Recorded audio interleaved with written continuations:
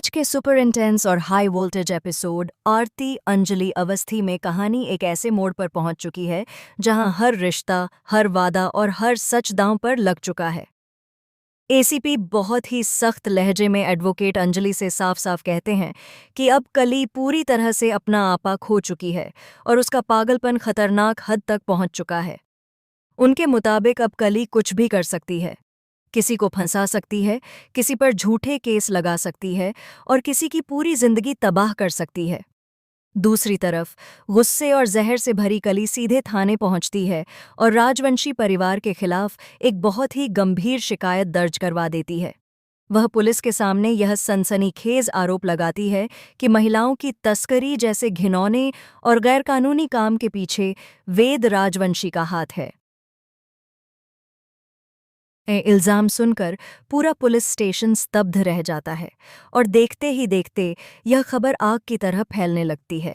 अब सबसे बड़ा सवाल यही है, क्या एडवोकेट अंजलि अपनी तेज बुद्धि, सच्चाई और कानून की ताकत से वेद की गिरफ्तारी को रोक पाएगी या फिर राजवंशी परिवार की किस्मत पर ताले लग जाएंगे?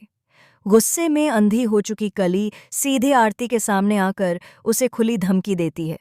उसकी आंखों में नफरत की आग जल रही होती है और वह कांपती आवाज में कहती है, मैं तुम्हारा सब कुछ छीन लूंगी, तुम्हारा प्यार, तुम्हारा सम्मान, तुम्हारी खुशियां, और तुम्हारी सुहागरात से पहले वेद को या तो जेल भिजवाऊंगी या फिर इस दुनिया से ही मिटा दूंगी। अगर मैंने ऐसा नहीं किया तो मेरा नाम कली राजवंशी नहीं। वहीं दूसरी तरफ वेद कली के सामने डटकर खड़ा हो जाता है और बिना डरे साफ शब्दों में कहता है, तुम जो करना है कर लो। मैं आरती से प्यार करता था, करता हूं और हमेशा करता रहूंगा। इस प्यार को कोई धमकी, कोई साजिश और कोई झूठ खत्म नहीं कर सकता।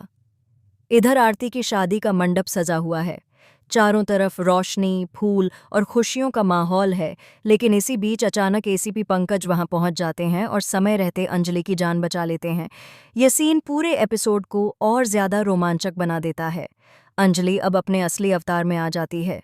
वह क्रिमिनल रानी मौजूमदार को कड़े और खतरनाक लहजे में चेतावनी देती है, अगर मैं चाहूं तो तुम्हें गोलियों से छलनी कर सकती हूं। जाकर अपने दामोदर मौजूमदार को बता देना, एडवोकेट अंजलि अवस्थी आ रही है उसकी सल्तनत को मिटाने, उसे श्मशान घाट में बदलने के लिए। उधर नागिन सादिका एक बार फिर पूरे घर में जहर घोलने की कोशिश करती है। वह हर किसी के दिमाग में शक और गलतफहमियां भरने लगती है।